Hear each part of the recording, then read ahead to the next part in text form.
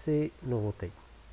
Donc, pour cela, notre plan de cette présentation va commencer par une introduction. On va voir les fondements de l'enseignement apprentissage de la langue française à l'école primaire, puis on passera aux orientations relatives au domaine d'activité.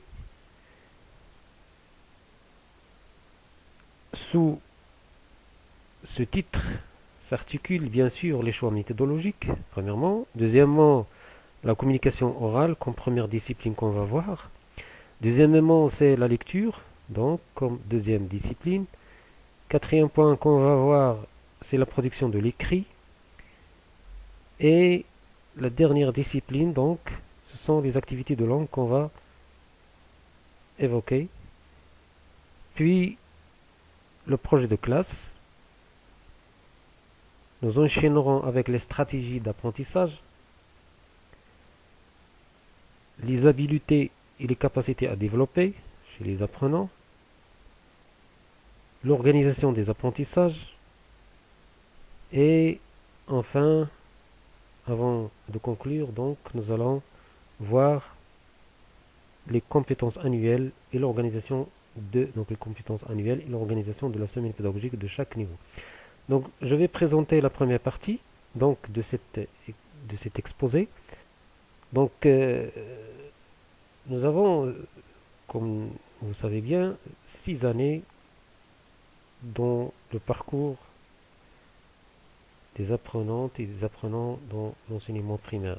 Et chaque année commence par un profil d'entrée et s'achève par un profil de sortie. Ce profil de sortie de chaque année constitue bien sûr le profil d'entrée pour l'année suivante. Tout cela dans un rapport d'équilibre, d'harmonie, de continuité et de cohérence entre les niveaux.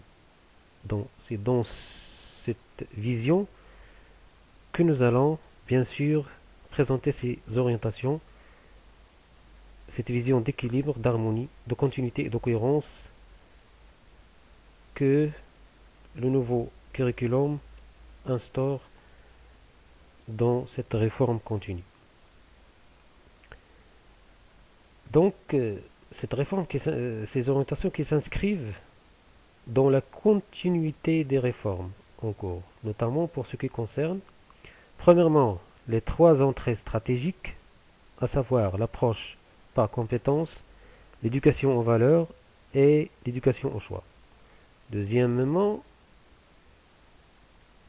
ces orientations se situent bel et bien dans la vision du courant pédagogique en vogue. À préciser, la perspective actionnelle, la vision entrepreneuriale et communautaire. Commençons d'abord par le premier point qui est les fondements de l'enseignement apprentissage de la langue française. Alors, comme le stipule le livre blanc, la vision de la réforme 2015-2030 et le curriculum ajusté, les fondements de l'enseignement apprentissage de la langue française au cycle primaire sont.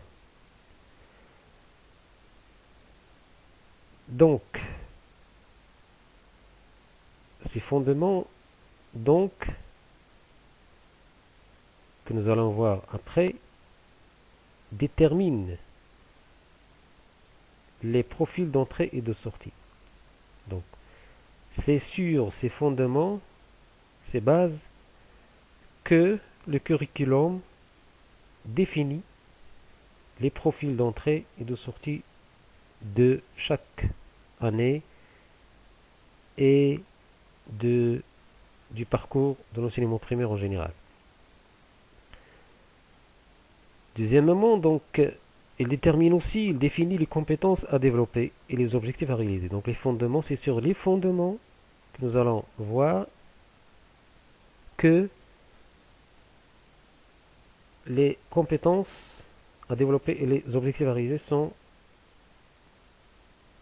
définis à partir des fondements, bien sûr. Donc, aussi, les fondements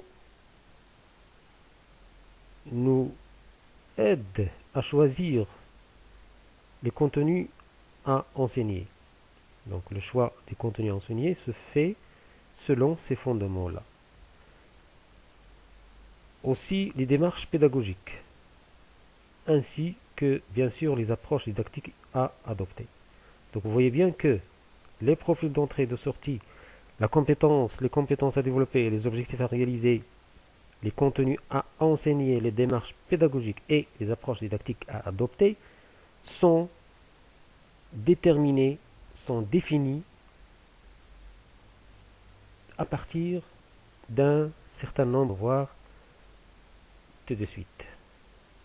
Alors, l'enseignement-apprentissage de la langue française, français langue étrangère, se base sur les principes suivants, ou les fondements.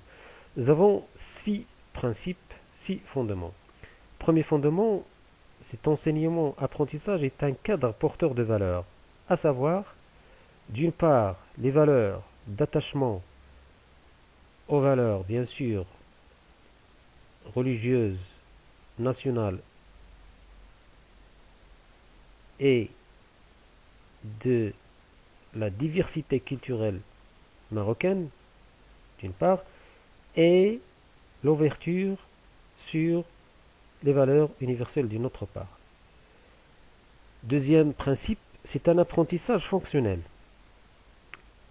axé sur le développement des compétences. Donc, des contenus, de la pédagogie des contenus, on passe à la pédagogie des compétences pour un apprentissage fonctionnel, bien sûr.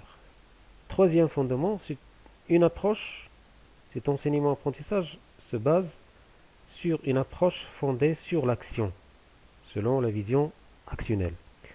Et cette action qui est centrée bien sûr sur l'apprenant. L'apprenant est un acteur social. Quatrième principe, c'est un apprentissage collaboratif qui se passe dans une collaboration entre les membres du groupe classe, interactif et solidaire. Cinquième principe, une approche ouverte à la différenciation pédagogique. Et sixièmement, c'est une approche qui exploite les nouvelles technologies donc, et les activités intégrées.